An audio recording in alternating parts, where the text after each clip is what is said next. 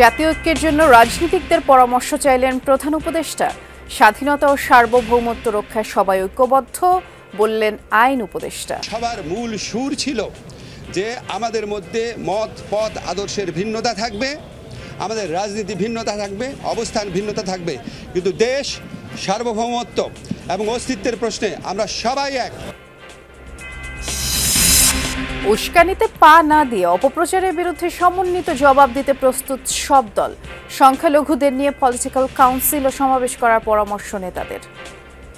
কারো পাতা ফাঁদে আমরা পা দেব না, অবশ্য আমাদের ঘাড়ে কেউ উঠলে সেটা আমরা সহ্য করব না। জাতীয় একটি ঐক্য প্রতিষ্ঠার জন্য আমরা একমত হয়েছি।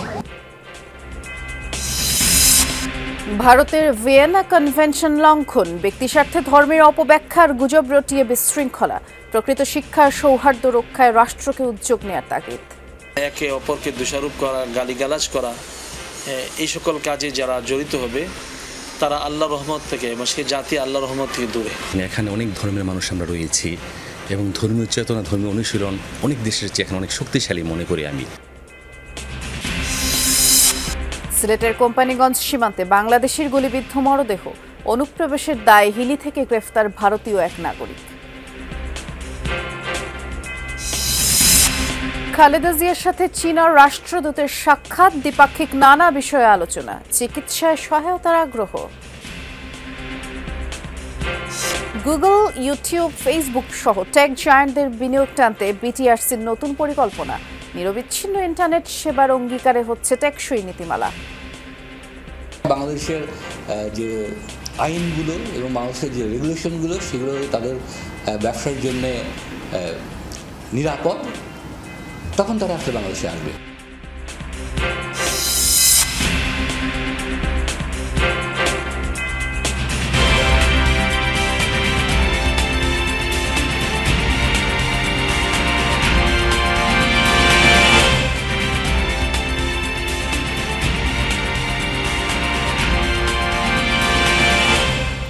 শুভেচ্ছা, আমন্ত্রণ যমুনা নিউজে। নুসরাত বৃষ্টির সাথে আছি। শিরোনামগুলো শুনছিলেন।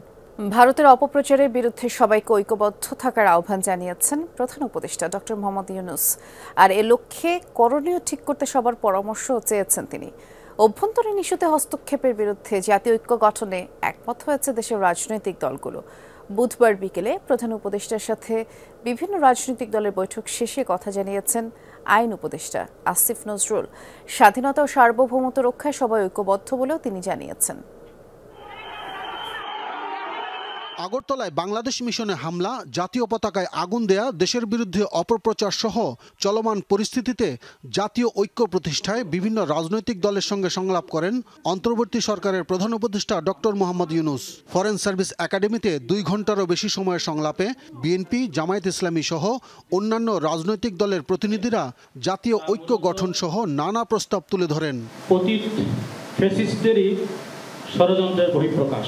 আমাদের রাষ্ট্র পরিবর্তন হলেও এই পররাষ্ট্রনীতির এই জায়গাগুলো আমাদের কখনোই পরিবর্তন হবে না। অধিকারের জায়গা থেকে আমরা ন্যায্যতার ভিত্তিতে যাবতীয় সংকটে আমরা সমাধান করতে চাই। তাদের বক্তব্যের সূত্র ধরেই দ্রুত সময়ে ঐক্য গঠনের গুরুত্বের কথাও তুলে ধরেন প্রধান উপদেষ্টা। সেই একটা এখনো ঐক্য, সেই মজবুত ঐক্য রয়ে গেছে এবং থাকবে, সেটা আমরা জনগণকে জানিয়ে দিলাম আজকে। সবাইকে যেন জানি, সবার মনে আবার সন্দেহ আসছে কি হচ্ছে জানি না, এটা একত্র হয়ে বসাতে এই ছবিটা শুধু যদি দেখে মানুষের মনে আবার বর্ষা জাগবে। আমরা তো বলে যাইনি, আমরা তো এই জাতি এই মজবুত অবস্থাতে আমরা এখনো আছি। পুলিশ বলে যে স্যার একটা মারি তো 4টা দাঁড়ায় যায়, এখনো 4টা না 40টা দাঁড়াবে। এবার জুলাই আগস্ট ছাত্র জনতার বিপ্লবে আওয়ামী লীগ সরকার পতনের পর এখন অন্তর্বর্তী সরকারের কর্মকাণ্ড দেশে বিদেশে অনেকের সহ্য হচ্ছে না বলেও মন্তব্য করেন ডক্টর ইউনূস। জাতি হিসেবে আমাদের অস্তিত্বের বিষয়, আমরা যে মুক্ত স্বাধীন বাংলাদেশ তৈরি করলাম এই অভ্যুত্থানের মাধ্যমে, সেটাকে তারা মুছে দিতে চায়, তারা আগেরটাতে ফিরে যেতে চায়। এটা মুখে বলছে না আগেরটা, কিন্তু ভঙ্গি হলো আগেরটা ভালো ছিল। এবার আগেরটা কিভাবে তারা নিয়ে আসবে সে নানা দিক থেকে তাদের তারা একটা কাল্পনিক বাংলাদেশ তৈরি করে রাখছে। সারা দুনিয়াকে বলতে হবে আমরা এক, আমরা যেটা পেয়েছি আমরা একযোগে পেয়েছি, কোনো মতভেদের মাধ্যমে পাইনি, কাউকে ধাক্কা চাকরি করে পাইনি, যারা আমাদের বুকের উপর চেপেছিল তাদেরকে আমরা বের করেছি। এইটুকুই আমরা নিজেরাই উন্মুক্ত হয়েছি। বৈঠক শেষে প্রেস সেক্রেটারি শফিকুল আলমকে সাথে নিয়ে সাংবাদিকদের সাথে কথা বলেন আইন উপদেষ্টা আসিফ নজরুল। এই যে ভারতের অপপ্রচারণার বিরুদ্ধে ঐক্যবদ্ধ রয়েছি, এই জন্য আমরা সবাই মিলে একটা সমাবেশ করতে পারি কিনা, সবাই মিলে একটা পলিটিক্যাল কাউন্সিল করতে পারি কিনা, এমনকি নিরাপত্তা কাউন্সিল করতে পারি কিনা, এই ধরনের প্রস্তাব আনা হয়েছে। এই সবার মূল সুর ছিল যে আমাদের মধ্যে মত পথ আদর্শের ভিন্নতা থাকবে, আমাদের রাজনীতি ভিন্নতা থাকবে, অবস্থান ভিন্নতা থাকবে, কিন্তু দেশ সার্বভৌমত্ব এবং অস্তিত্বের প্রশ্নে আমরা সবাই এক।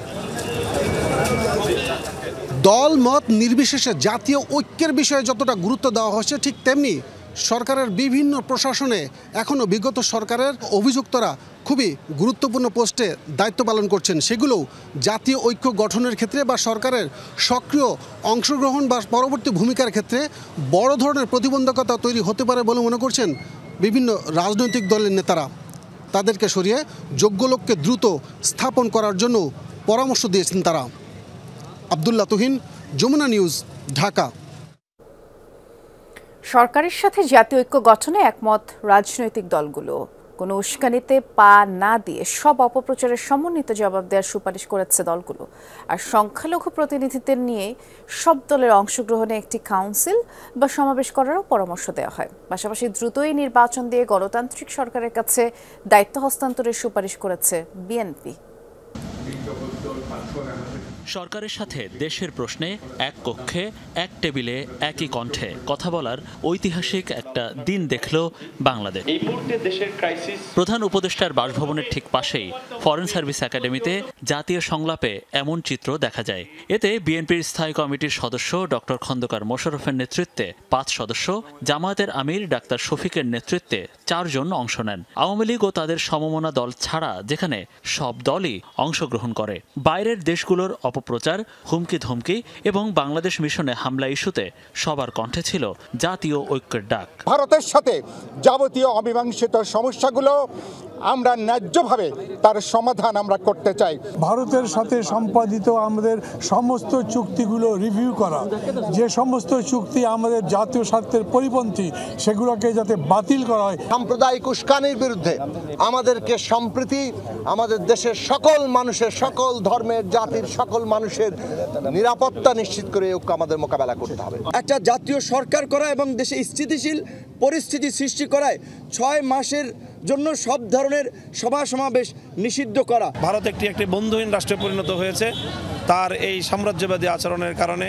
সেই ক্ষেত্রে শ্রীলঙ্কা, নেপাল এবং মালদ্বীপ সহ অন্যান্য রাষ্ট্রগুলো সহ আন্তর্জাতিক বিশ্বকে এই ব্যাপারে সংগঠিত করে।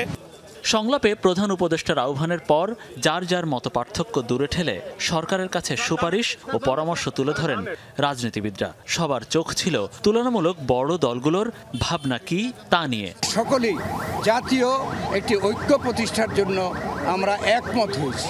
একটি রোডম্যাপ পেলে নির্বাচনমুখী হয়ে গেলে যে সকল ষড়যন্ত্র এখন আপনারা দেখতে পাচ্ছেন, এইসব ষড়যন্ত্র আর কেউ করতে সাহস পাবে না। কারো পাতা ফাঁদে আমরা পা দেব না।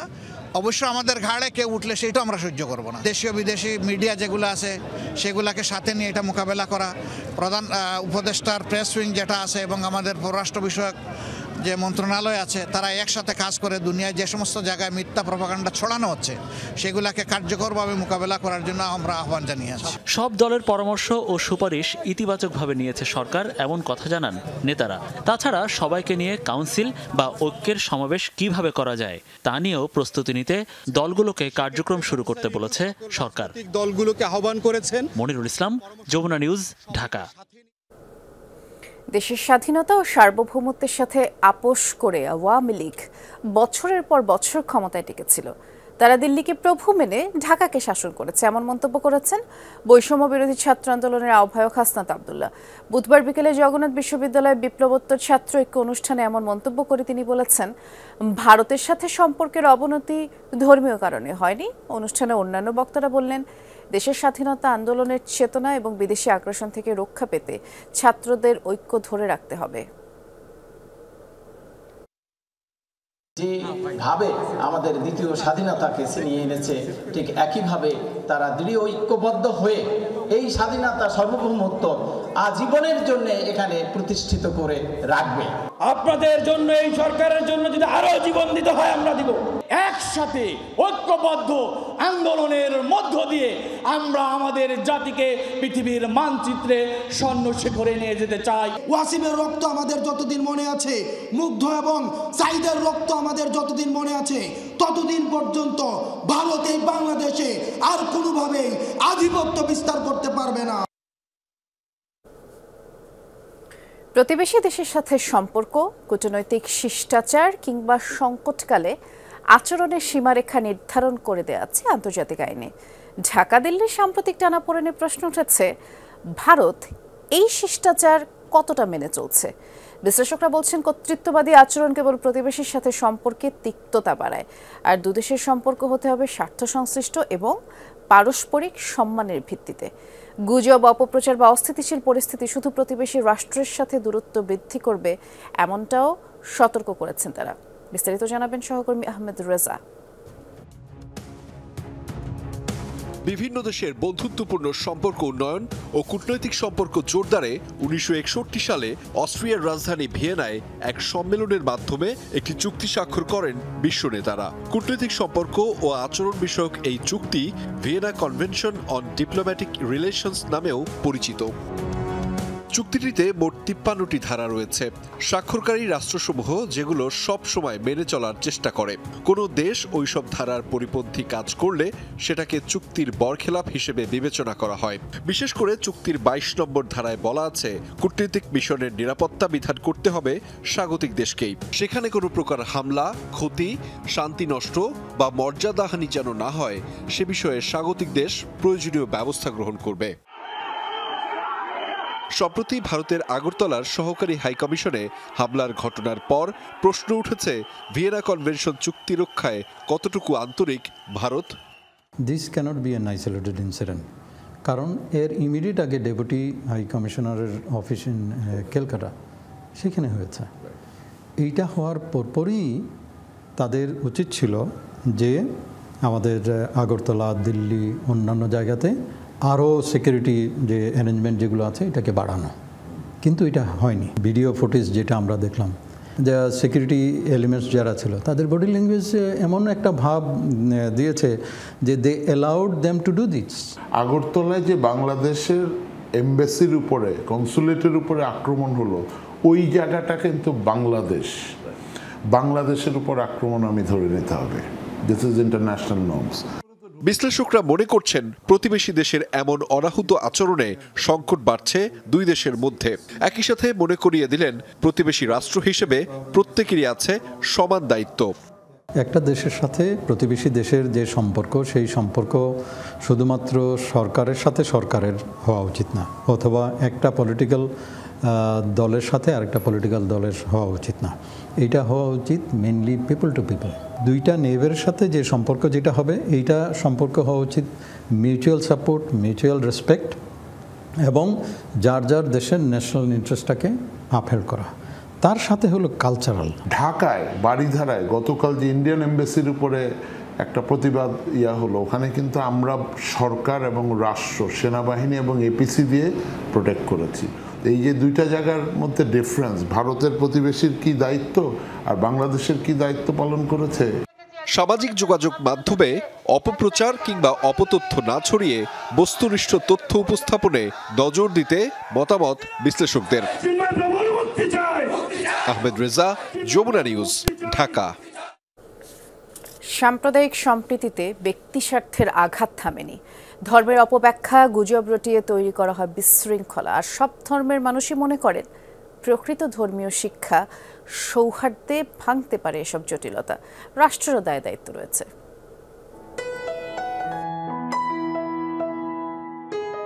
এটাই চিরায়ত বাংলাদেশ, সাম্প্রদায়িক সম্প্রীতির বাংলাদেশ, নানা ধর্মের বর্ণের মানুষের এক বাংলাদেশ। দেশভাগ, ভাষা আন্দোলন থেকে মুক্তিযুদ্ধ, নানা ইতিহাস, ঘটনা প্রবাহ। লাল সবুজের এই দেশে ভিন্ন ভিন্ন জাতিসত্তার বসবাস, উৎসব আনন্দ যেখানে এক। তবে ব্যক্তি স্বার্থের আঘাত থামেনি এখনো। কিছু অপ্রীতিকর ঘটনা ঘটছে, পূর্বেও ঘটেছে, এর আগে অনেক আগেও ঘটেছে, ছোটবেলাও দেখেছি, আমাদের বাপদাদাদের মুখেও শুনেছি। এই অপ্রীতিকর ঘটনাগুলো সবসময় ঘটে থাকে, যেগুলো আমাদের কারোরই কাম্য নয়। যে সম্প্রদায় পরস্পরের মধ্যে মারামারি, হানাহানি এবং একে অপরকে দোষারোপ করা, গালিগালাজ করা, এই সকল কাজে যারা জড়িত হবে তারা আল্লাহর রহমত থেকে এবং সেই জাতি আল্লাহর রহমত থেকে দূরে। আপনি সুখী না হলে আমি সুখী হয়ে কোনো লাভ হবে না, আর আমাকে সুখী না করে আপনি সুখী হতে পেরেছেন এমন কোনো নজির নেই। সব ধর্মের শিক্ষা শান্তি সহাবস্থান, তবে অনেক সময় ধর্মের অপব্যাখ্যায় বাড়ে জটিলতা, ছড়ানো হয় গুজব, দেখা দেয় বিশৃঙ্খলা। সেখানে প্রকৃত ধর্মীয় চর্চা, মানবতা, সৌহার্দ্যের হাত বাড়িয়ে দিতে হবে মনে করেন সব ধর্মের মানুষ। পারস্পরিক ধর্মের প্রতি শ্রদ্ধা, একে অন্যকে সম্মান করা, সেই বিষয়টা আমাদের গুরুত্বপূর্ণ। আর একই সঙ্গে আমাদের বিভিন্ন ধর্মীয় উৎসবগুলি আছে, এই উৎসবে একে অন্যের পাশে থাকা, উৎসবগুলি একত্রে আনন্দের সঙ্গে পালন করা এবং বাঙালি জাতির যে চেতনা সেটাকে ধরে রাখা। শত্রুতার দ্বারা শত্রুতাকে জয় করা যায় না, মিত্রতার দ্বারাই শত্রুতাকে জয় করতে হয়। আন্তরিকতার মতো আন্তরিকতা যদি থাকে, আপনাকে আমি বিপদে ঠেলে দিতে পারি না, আপনিও আমাকে বিপদে ঠেলে দিতে পারেন না। গুজব বন্ধে রাষ্ট্রের রয়েছে দায়িত্ব, পাশে দাঁড়াতে হবে আক্রান্তদের, বাড়িয়ে দিতে হবে সহযোগিতার হাত। সরকারকে দু চোখকে খোলা রাখতে হবে, এক চোখ বন্ধ করে একজনকে বেশি ভালোবেসে দেখানোটা ঠিক হবে না। আর সব থেকে বড় যে জিনিসটি করতে হবে, যে সরকারকে সতর্ক থাকতে হবে এবং দৃঢ় থাকতে হবে। নিজের স্বার্থকে জলাঞ্জলি দিয়ে দেশের স্বার্থ, জাতির স্বার্থ, অন্য স্বার্থকে আমরা যদি অগ্রাধিকার দিই, তাহলে অনেকটা আমাদের এই বিশৃঙ্খলাটা শৃঙ্খলার মধ্যে চলে আসবে। বিশ্বের মধ্যে আমরা খুব ছোট একটা দেশ এবং এখানে অনেক ধর্মের মানুষ আমরা রয়েছি এবং ধর্মীয় চেতনা, ধর্মীয় অনুশীলন অনেক দেশের চেয়ে এখন অনেক শক্তিশালী মনে করি আমি। তাহলে এই পজিটিভ দিকগুলিকে আমাদের আরও সুন্দর করে ব্যবহার করতে হবে। আর এসব জটিলতা কাটাতে পারলেই লাল সবুজের বাংলা হবে আরও সুন্দর, বাড়বে সম্প্রীতির বন্ধন।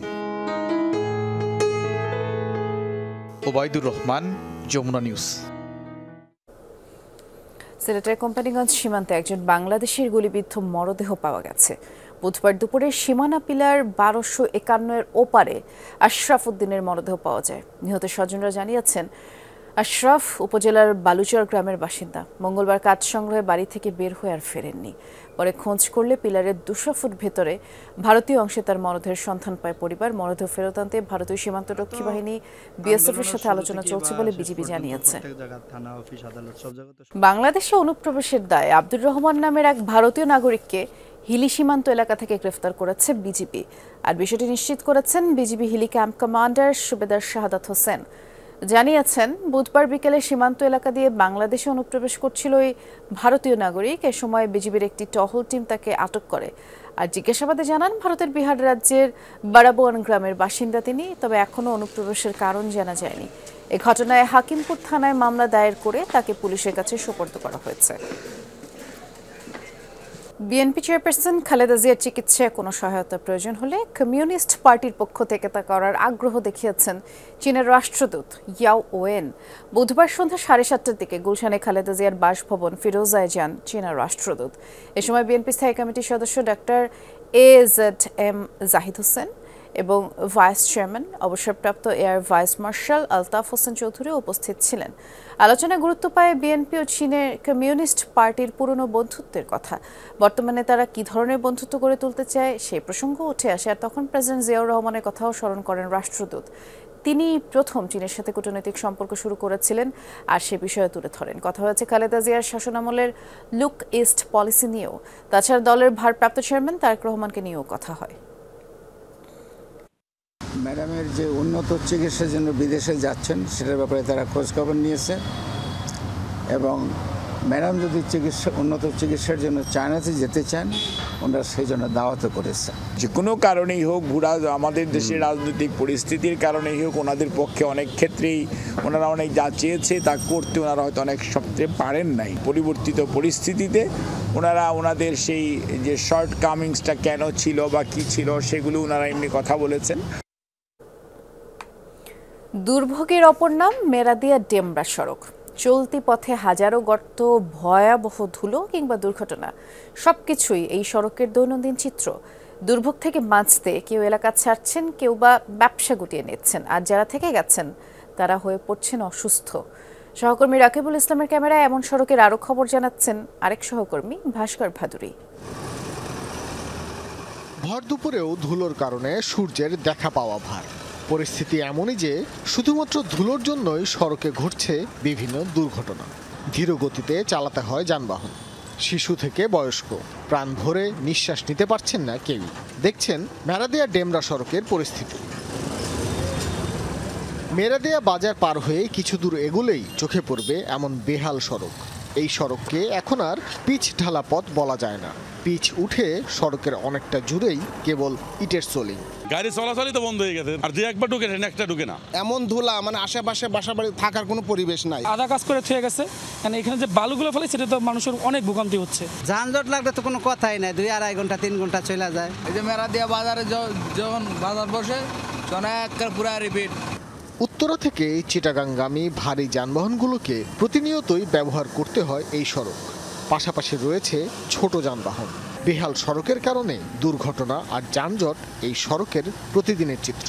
মানে একদম বেসামাল, মানে একেবারে বেসামাল। মনে করেন দুর্ঘটনার শিকার হচ্ছে, এই যেমন আজকের হুন্ডা একটা অ্যাক্সিডেন্ট হয়েছে। যারা ধরেন 9 মাস বাঁচার কথা, এই জায়গায় ধরেন 3 মাসের ভিতরে মানুষ মারা যেতে পারে। ঠিক আছে, ব্যবসা বাণিজ্যের অবস্থা তো বেহাল আর কি, এটা তো কল্পনার বাইরে।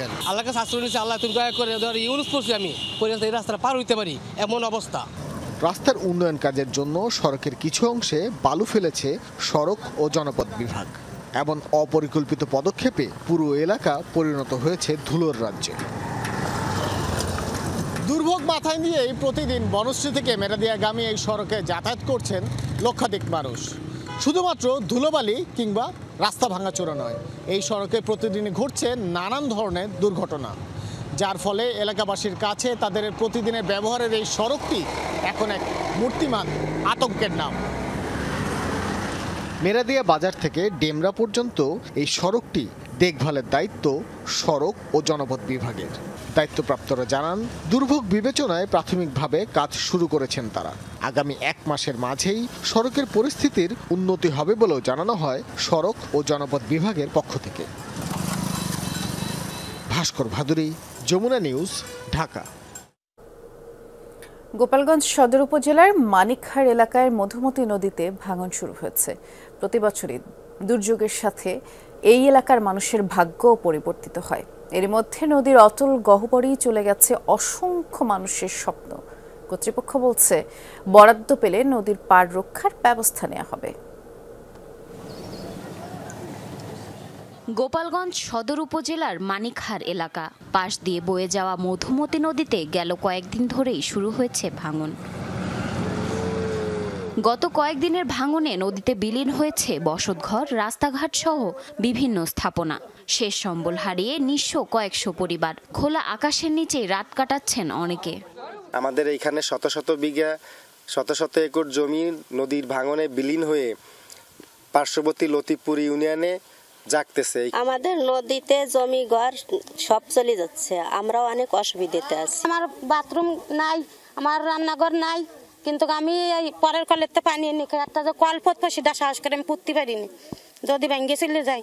প্রতি বছরই বর্ষা মৌসুম শেষে মধুমতির এমন রূপ দেখে এই এলাকার বাসিন্দারা। ভাঙন রোধে স্থায়ী প্রকল্পের পাশাপাশি সরকারি জমিতে পুনর্বাসনের দাবি অসহায় পরিবারগুলোর।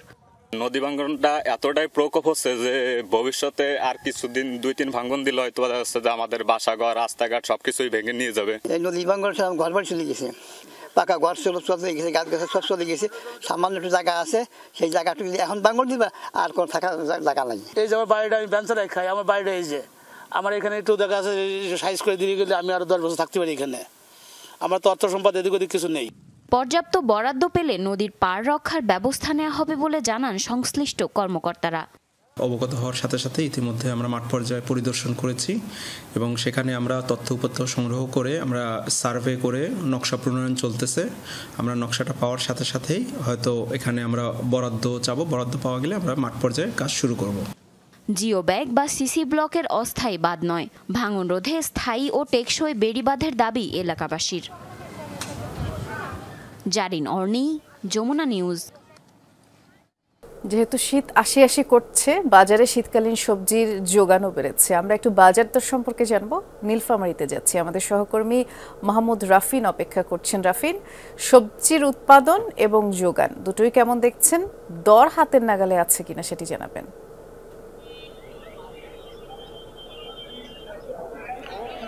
বৃষ্টি শীত বাড়ার সাথে সাথে বাজারে কিন্তু শীতকালীন সবজির আমদানি বাড়ছে। আমদানি বাড়ায় গত এক সপ্তাহে কিন্তু দাম অর্ধেক এবং অর্ধেকের বেশি কমেছে। তারপরে কিন্তু ভোক্তারা বলছেন দামটি আরো কমলে আসলে স্বাভাবিক হয়।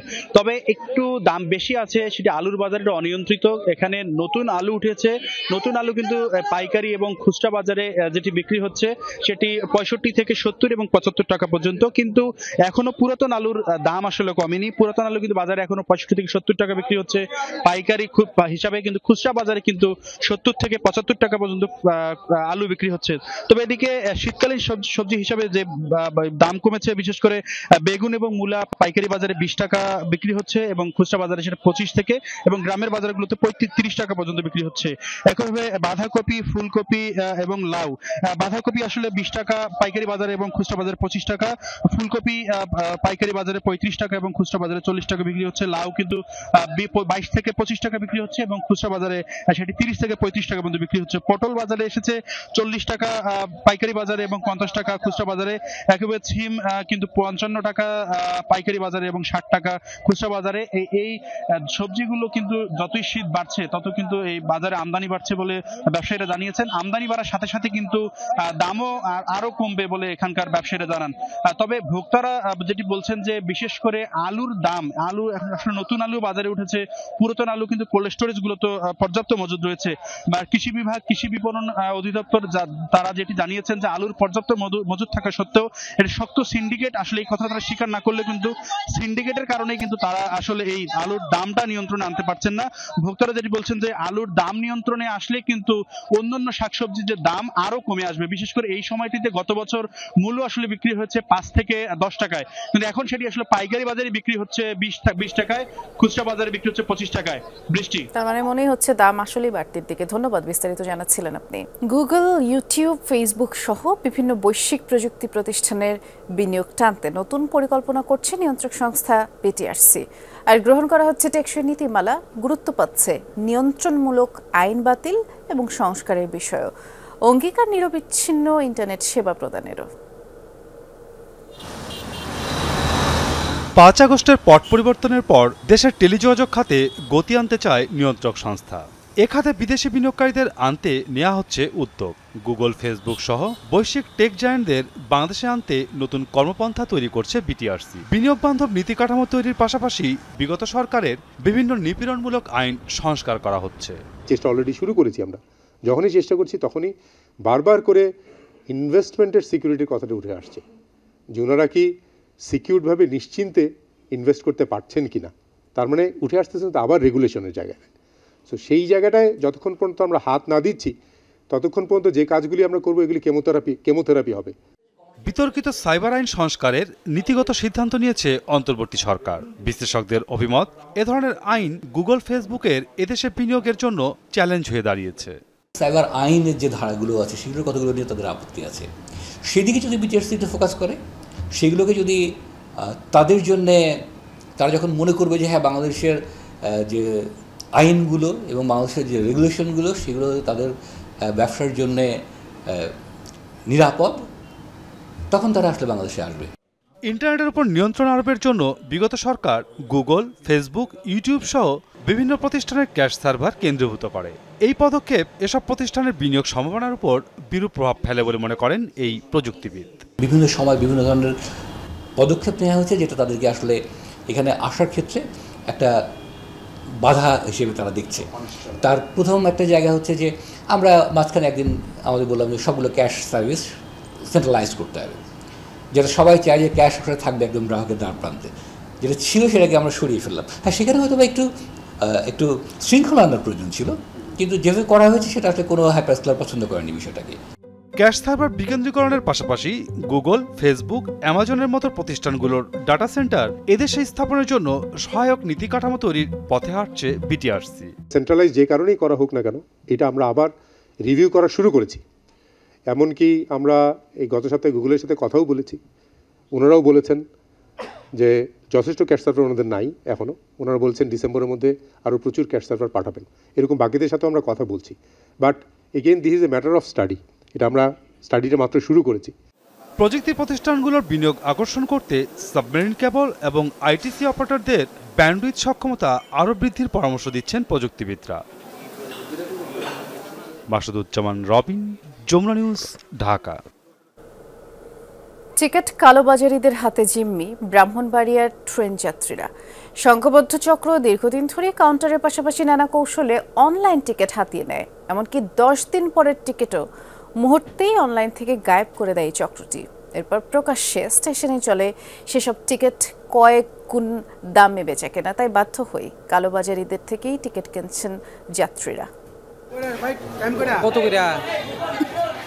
ব্রাহ্মণবাড়িয়া রেলওয়ে স্টেশনের প্রতিদিনের চিত্র এটি। প্রকাশ্যেই ট্রেনের টিকিট বিক্রি করছে কালোবাজারিরা। পূর্বাঞ্চল রেলপথের অন্যতম গুরুত্বপূর্ণ পয়েন্ট ব্রাহ্মণবাড়িয়া রেলওয়ে স্টেশন।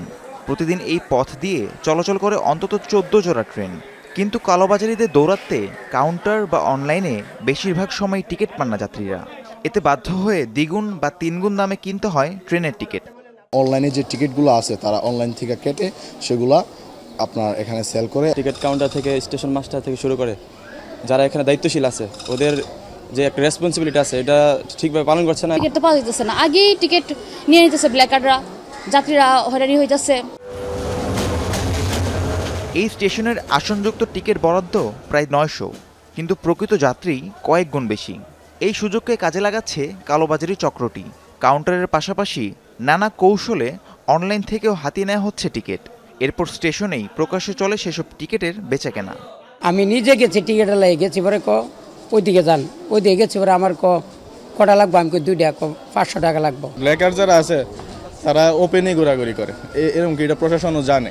নাকের ডগায় ঘটছে সব, তারপরও কেন নির্বিকার পুলিশ? এটা তো মূলত রেলের কালোবাজারি, পুলিশের পক্ষ থেকে যদি কিছু করার সুযোগ থাকে করবো। টিকিট কেনা বেচা তো তাদের আইডি ছাড়া তো কেউ কিনতেও পারে না, বিক্রি করতে পারে না। আমাদের তো আর ওরকম সুযোগ না ওদের আইডিতে ঢোকার। অভিযোগ উঠেছে কালোবাজারিদের সাথে ভারপ্রাপ্ত স্টেশন মাস্টারের যোগসাজশের। আমাদের সাথে যোগসাজশ এগুলো সম্পূর্ণ মিথ্যা কথা। আমাদের সাথে কোনো যোগসাজশ নাই, কারণ টিকিট সব 100% অনলাইন টিকিট। এটা তো তাদের ব্যক্তিগত ব্যাপার, কারণ এটা তো আমার চোখের সামনে না, হয়তো গোপনে করতে পারে, সেটা আমার জানা নাই। টিকিট কালোবাজারি রুখতে অভিযান চলছে বললেন জেলা প্রশাসক। কে কিনলো না কিনলো আসলে তো বোঝার উপায় নেই, অনলাইনে কিনে নিচ্ছে তারপরে গোপনে বিক্রি করছে। তবে এইসব বিষয়ে নিয়ন্ত্রণের জন্য সর্বোচ্চ চেষ্টা করা উচিত। দ্রুত টিকিট কালোবাজারি চক্রের সদস্যদের আইনের আওতায় এনে দৃষ্টান্তমূলক শাস্তির দাবি স্থানীয়দের। রাহিম সারোয়ার, যমুনা নিউজ। এখন থেকে যমুনা ইলেকট্রনিক্স অ্যান্ড অটোমোবাইলসের সব পণ্যে বিশেষ ছাড় পাবেন টেলিকম অপারেটর বাংলা লিংকের অরেঞ্জ ক্লাবের সদস্যরা। বুধবার বিকেলে গুলশানের বাংলা লিংকের প্রধান কার্যালয়ে এ নিয়ে একটি চুক্তি স্বাক্ষরিত হয়, যার আওতায় এখন থেকে অরেঞ্জ ক্লাবের 1.5 কোটিরও বেশি গ্রাহক যমুনা ইলেকট্রনিক্স ও অটোমোবাইলসের টিভি, ফ্রিজ, ওয়াশিং মেশিন সহ যে কোনো পণ্যে 12% মূল্য ছাড় পাবেন। অরেঞ্জ ক্লাব হলো বাংলা লিংকের একটি লয়্যালটি প্রোগ্রাম, যেটির মাধ্যমে বাংলা লিংকের বিশেষ গ্রাহকদের শীর্ষস্থানীয় ব্র্যান্ডগুলো থেকে বিভিন্ন আকর্ষণীয় সুবিধা প্রদান করে থাকে। এই প্রতিষ্ঠানগুলোর কর্মকর্তাদের প্রত্যাশা, চুক্তিটি পারস্পরিক সম্পর্কে যোগ করবে নতুন মাত্রা।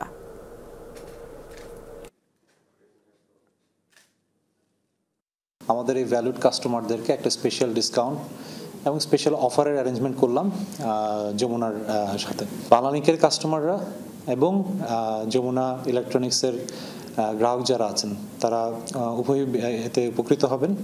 অরেঞ্জ ক্লাবের আওতায় যেসব কাস্টমাররা আছেন তারা সহজেই আপনাদের যে কোনো আউটলেটে গেলেই ফ্ল্যাট 12% ডিসকাউন্টে যে কোনো পণ্য কিনতে পারবে। অভিশংসনের মুখে পড়লেন দক্ষিণ কোরিয়ার প্রেসিডেন্ট ইউন সুক ইয়োল। বৃহস্পতিবার দেশটির পার্লামেন্টে অভিশংসন প্রস্তাব তোলে বিরোধীরা এবং 72 ঘন্টার মধ্যেই প্রস্তাবটির উপরে ভোটাভুটি হতে হবে। পাশের জন্য প্রয়োজন ন্যাশনাল অ্যাসেম্বলির 2/3 বেশি আইন প্রণেতার ভোট। পার্লামেন্টে পাশ হলে সাংবিধানিক আদালত যাবে অভিশংসন প্রস্তাব। আর সেখানে 9 বিচারপতির মধ্যে 6 জন পক্ষে রায় দিলেই এই অভিশংসন কার্যকর হবে। 300 সদস্য পার্লামেন্টে প্রেসিডেন্ট ইয়নের দলের দখলে রয়েছে 108টি আসন। মঙ্গলবার হঠাৎ দেশে সামরিক আইন জারির ঘোষণা দেন প্রেসিডেন্ট ইয়ন। ছড়িয়ে পড়ে তীব্র বিক্ষোভ, সহিংসতা, বিরুদ্ধে অবস্থান নেন আইন প্রণেতারাও। বাধ্য হয়ে 6 ঘন্টার মাথায় প্রত্যাহার করা হয় মার্শাল ল। এরপর উত্তেজনা কমেনি। প্রেসিডেন্টের পদত্যাগের দাবিতেই আন্দোলন চলছে। ফ্রান্সের পার্লামেন্টে অনাস্থা ভোটে হেরে গেলেন প্রধানমন্ত্রী মিশেল বার্নিয়ে। বুধবার দেশটির আইনসভার নিম্নকক্ষে ভোটাভুটি হয়। 577 সদস্যের মধ্যে 331 জন আইন প্রণেতাই রায় দেন অনাস্থা প্রস্তাবের পক্ষে, আর পাশের জন্য প্রয়োজন ছিল 288 ভোট। কিছুদিন ধরেই ফ্রান্সে রাজনৈতিক অস্থিরতা চলছে, বিশেষ করে বাজেট পাশকে কেন্দ্র করে উত্তেজনা আরও বাড়ে। এক পর্যায়ে সরকারের বিরুদ্ধে অনাস্থা প্রস্তাব তোলে বিরোধীরা। এবার পদত্যাগে বাধ্য হবেন 73 বছরের মিশেল। মাত্র 3 মাস আগেই তাকে সরকার প্রধান হিসেবে নিয়োগ দেন প্রেসিডেন্ট ইমানুয়েল ম্যাক্রন। পরবর্তী উত্তরসূরি নির্বাচন না করা পর্যন্ত ভারপ্রাপ্ত প্রধানমন্ত্রী হিসেবেই দায়িত্ব পালন করবেন মিশেল। ইউরোপে অস্বাভাবিক হারে বিচ্ছিন্ন হামলা বেড়েছে, আর এর জন্য দায়ী করা হচ্ছে রাশিয়াকে। ইউরোপের অভিযোগ, গেল 1 বছরে অঞ্চলটিতে শতাধিক হাইব্রিড আক্রমণ ঘটিয়েছে মস্কো। খালি চোখে সেগুলোকে বিচ্ছিন্ন দুর্ঘটনাই মনে হয়, কিন্তু ইউরোপীয় গোয়েন্দা সংস্থাগুলোর প্রাথমিক তদন্ত বলছে এর পেছনে রয়েছে রাশিয়ার কূটবুদ্ধি, যা প্রতিহতে আরও কঠোর হবে ইউরোপ, এমন হুঁশিয়ারিও দিয়েছেন কর্মকর্তারা। প্যারিস অলিম্পিকের জমকালো অনুষ্ঠানের উদ্বোধনকে ঘিরে যখন সাজ রব, তখনই দেশটির দ্রুত গতির রেল নেটওয়ার্কে হয় ভয়াবহ হামলা। আটলান্টিক উত্তরাঞ্চল এবং পূর্বাঞ্চলের দ্রুতগতির রেল লাইনের বেশ কয়েকটিতে করা হয় ব্যাপক ভাঙচুর। স্থাপনাগুলোকে ক্ষতিগ্রস্ত করার জন্য লাগিয়ে দেওয়া হয় আগুন। অভিযোগের তীর ইউক্রেন যুদ্ধের জেরে ইউরোপের শত্রু বনে যাওয়া রাশিয়ার দিকে। বিগত বছরগুলোতে বাল্টিক সাগরে ডেটা ট্রান্সফার কেবল ক্ষতিগ্রস্ত হওয়া থেকে শুরু করে ইউরোপ জুড়ে সাইবার অ্যাটাক, গুপ্তচর বৃত্তি, অগ্নিসংযোগ, ছুরিকাঘাত, এমনকি হত্যার চক্রান্ত সহ বিভিন্ন ধরনের রহস্যজনক ঘটনা বেড়েছে আগের চেয়ে। এসব অস্বাভাবিক ঘটনার জন্য রাশিয়াকেই দায়ী করছে পশ্চিমারা। চলতি বছর ইউরোপে কমপক্ষে 500 সন্দেহজনক ঘটনা ঘটেছে, যার মধ্যে হাইব্রিড আক্রমণ, গুপ্তচর বৃত্তিসহ শখানেক ঘটনার সাথে রাশিয়ার যোগসাজশ রয়েছে। দিন দিন আরও বাড়ছে এ ধরনের ঘটনা, যা ইউরোপের জন্য খুবই বিপজ্জনক। ইউরোপের অভিযোগ, ইউক্রেনের সামরিক সহায়তা ব্যাহত করতেই এ ধরনের হাইব্রিড আক্রমণ করে পশ্চিমা দেশগুলোতে বিশৃঙ্খলা তৈরি করতে চাইছে রাশিয়া। তবে যে কোনো মূল্যে ক্রেমলিনের এই পরিকল্পনা ভেস্তে দিতে বদ্ধপরিকর ইউরোপ। মস্কোর প্রতি কড়া বার্তা, এ ধরনের আচরণ কোনোভাবেই সহ্য করা হবে না। রাশিয়ার বিরুদ্ধে ইউরোপীয় প্রতিরোধ অব্যাহত থাকবে। মস্কোর এই হাইব্রিড আক্রমণ পুরোপুরিভাবে থামানো কার্যত অসম্ভব, এমনটা বলছেন বিশ্লেষকরা। সেক্ষেত্রে ভৌগোলিক অবস্থান আর হামলার এমন বিবিধ পদ্ধতিই মূল চ্যালেঞ্জ। তাছাড়া বিগত বছরগুলোতে এই ইস্যু নিয়ে পশ্চিমাদের উদাসীনতাও অনেকাংশে দায়ী বলে মনে করেন অনেক বিশেষজ্ঞ। ইউক্রেনকে রাশিয়ার অভ্যন্তরে মার্কিন ও ব্রিটিশ দূরপাল্লার মিসাইল ব্যবহার করে অভিযানের অনুমতি দেওয়ার পর থেকেই রাশিয়ার হাইব্রিড আক্রমণ নিয়ে আতঙ্ক উদ্বেগ বেড়েছে ইউরোপীয়দের। তবে ইউক্রেনে রাশিয়ার আগ্রাসন শুরুর পর থেকেই রুশ গুপ্তচর বৃত্তি নিয়ে বেশ সতর্ক ইউরোপ। রাশিয়ার হয়ে গুপ্তচর বৃত্তির অভিযোগে ইউরোপের বিভিন্ন দেশে এ পর্যন্ত বরখাস্ত হয়েছেন প্রায় 450 কূটনীতিক। ইফাতারা খন্দকার, যমুনা নিউজ। এবারে জাতীয় লিগের সর্বোচ্চ রান সংগ্রাহক সিলেট অধিনায়ক অমিত হাসান 12 ইনিংসে 785 রান করা এই ব্যাটার বলছেন এইচপির ক্যাম্প তাকে সাহায্য করেছে। অমিতের ধৈর্য আর ধারাবাহিকতার কারণে টেস্ট দলে ডাক পাওয়ার দাবিটাও উঠেছে। তবে নারায়ণগঞ্জের এই ক্রিকেটার বলছেন আপাতত ঘরোয়া আসরগুলোই আছে তার ভাবনায়। হাসিনুর রহমানের রিপোর্ট। দর্শক সবাইকে স্বাগতম। আজকে আমরা পেয়েছি অমিত হাসানকে, এনসিএল এর হাইয়েস্ট রান স্কোরার। আমি একটু জানতে চাবো তার কাছে তার অনুভূতি কেমন, কি কৌশলে তিনি এতটা সাকসেস হলেন। অমিত, শুরুতে অভিনন্দন, দারুণ একটা সিজন কেটেছে। ওভারঅল এই সিজনের জার্নিটা কি বলবেন আপনি? আলহামদুলিল্লাহ, ওভারঅল শুরুটা যেরকম ছিল শেষটাও সেরকম করতে পেরেছি, তো আলহামদুলিল্লাহ ভালো লাগতেছে। এবারে কন্ডিশনটা তো অনেকটা চ্যালেঞ্জিং ছিল, পেসাররা ডমিনেট করেছে আমরা দেখেছি। এই কন্ডিশনে রান করতে আসলে কোন জিনিসগুলোতে আপনি ফোকাস করেছেন, এবং আপনার আরেকটা জিনিস যে আপনি খুব কাম থাকেন দেখেছি আমরা, সেই বিষয়টা একটু। সত্যি কথা বলতে এনসিএল শুরু হওয়ার আগে এইচপিতে খুব ভালো একটা প্রিপারেশন নিয়েছিলাম, তো সেখান থেকেই এনসিএলে যখন জয়েন করেছি তো ওইখান থেকে আর কি ভালোটা। আপনি ধারাবাহিক রান করছেন, আপনাকে টেস্ট টিমে নেওয়ার বিষয়েও কথা হচ্ছে, নিশ্চয়ই এখন ধারাবাহিকতাটা বজায় রাখা একটা বড় চ্যালেঞ্জ, যেহেতু ইন্টারন্যাশনাল ক্যারিয়ার হয়তো দ্রুতই শুরু করতে পারবেন। সত্যি কথা বলতে আমি তত লম্বা চিন্তা ভাবনা করি না, আমি চেষ্টা করি সবসময় প্রেজেন্টে থাকতে, আর যখনই যেখানে সুযোগ পাই ভালো খেলার চেষ্টা করি। চ্যালেঞ্জটা কি ছিল এবারের এনসিএল একটু যদি বলতেন? মূল চ্যালেঞ্জ বলতে খুব ভালো আমি বলবো যে ডিউক বল আমাদের ইয়াতে লাস্ট 3 বছর যাবত চলতেছে, সেটা খুবই চ্যালেঞ্জিং ছিল, তো সেই চ্যালেঞ্জটা এনজয় করেছি। আপনি আন্ডার-19 ওয়ার্ল্ড কাপ জয়ী যে স্কোয়াডটা ছিল সেই টিমেই আপনি আগে পিছনে ছিলেন, সেখানে একটা অপরচুনিটিটা না পাওয়াটা কি আপনাকে একটা মেন্টালি বুস্ট করেছে কিনা যে আরও ভালো করার জন্য? না, ওইটা একান্তই মানে ওই রকম কিছু আমার খারাপ লাগা ফিল করে নাই, কারণ 2019 সালে আমি ফার্স্ট ক্লাস ডেবু করে ফেলেছিলাম, তো সেখান থেকে আমার মানে ওই রকম হারানোর কিছু আমি ফিল করিনি, তো চেষ্টা করছি কীভাবে ফার্স্ট ক্লাসটা আরও ইমপ্রুভ করা যায়। বাংলাদেশ দারুণ একটা জয় পেয়েছে, নিশ্চয়ই দেখেছেন টিভি সেটের সামনে বসে, কেমন লেগেছে বাংলাদেশ? খুবই দারুণ লেগেছে, যখন সকালে উঠে দেখলাম বাংলাদেশ জিতেছে খুবই ভালো লেগেছে। থ্যাংক ইউ অমিত আমাদের সময় দেওয়ার জন্য। দর্শক, অমিত যেটা বলছিলেন যে তিনি এবারের এনসিএলে হাইয়েস্ট রান স্কোরার, কিন্তু এখানেই তিনি থামতে চান না, লার্নিং প্রসেসটা চালিয়ে যেতে চান, আরও শিখতে চান, সামনের সিজন এবং টুর্নামেন্টগুলোতে সামর্থ্যের সেরাটা দিতে চান। Hasinur Rahman, Jamuna sports, Dhaka. English premier লিগের শীর্ষ দল লিভারপুলকে রুখে দিয়েছে নিউক্যাসল ইউনাইটেড। 3-3 গোলে ড্র হয়েছে ম্যাচটি, তবে বিগ ম্যাচে ম্যান ইউকে 2-0 গোলে হারিয়েছে আর্সেনাল। নটিংহ্যামকে 3-0 গোলে হারিয়ে 7 ম্যাচ পরে জয়ের দেখা পেল সিটি, আর সাউদাম্পটনকে 5-1 গোলে উড়িয়ে দিয়েছে চেলসি। তবে লা লিগায় বিলবাওয়ের কাছে 2-0 গোলে হেরেছে রিয়াল মাদ্রিদ। এই ছিল যমুনা নিউজের এখনকার আয়োজনে, সাথে থাকার জন্য ধন্যবাদ।